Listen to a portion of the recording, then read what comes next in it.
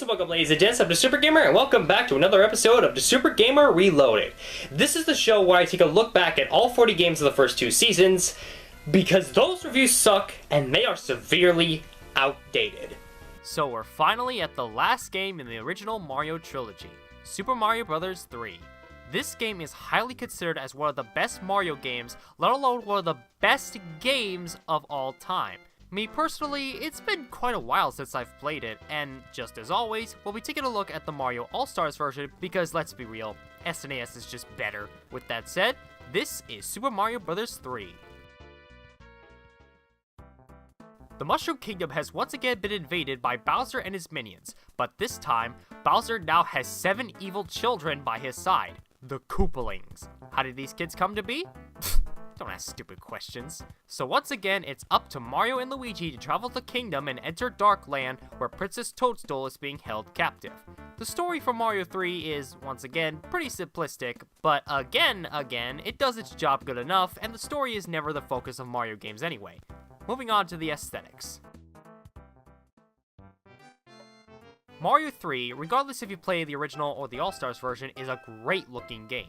The sprites of this game are without a doubt some of the best on the NES. Mario 3 also has a cool looking aesthetic to it, having the theme of being a stage play.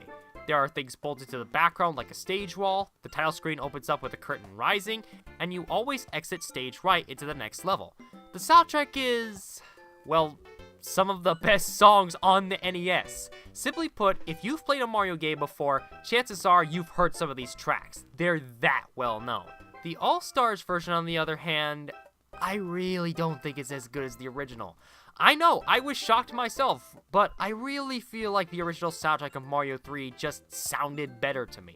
The All-Stars version just doesn't sound all that pleasant to me, and I can't really describe why. I just prefer the original soundtrack.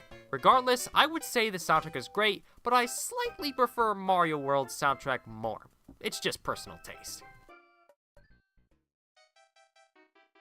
Mario 3 takes a step back from what Mario 2 introduced and focuses more on improving the gameplay of Mario 1. Like for instance, the screen no longer locks you into going the same direction.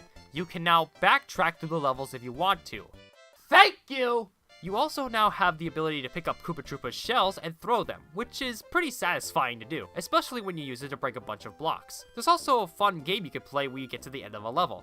You'll see a box with rotating items on it. You'll always get an extra life just by getting 3 of them, but if you can get 3 of the same power-up in a row, you can earn up to a total of 5 extra lives. And speaking of power-ups, a new and useful feature is that Mario 3 allows you to hold on to power-ups you find in the new overworld and use them at any time.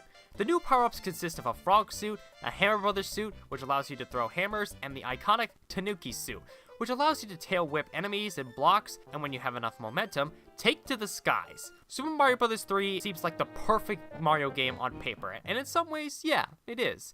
However, there's just something about Super Mario World that just pulls me in more.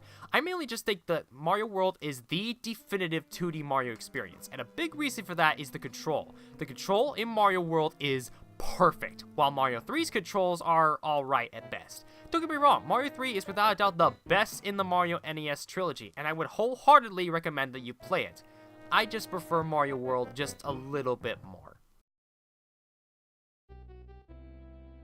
Overall, Super Mario Bros. 3 is a fun time no matter what system you play it on, and is the best Mario game on the NES.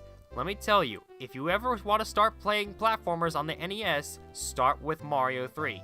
I promise you won't regret it. I'm going to give Mario 3 a 5 out of 5. Until then, I'm the Super Gamer, and I will see you all next time. Bye-bye!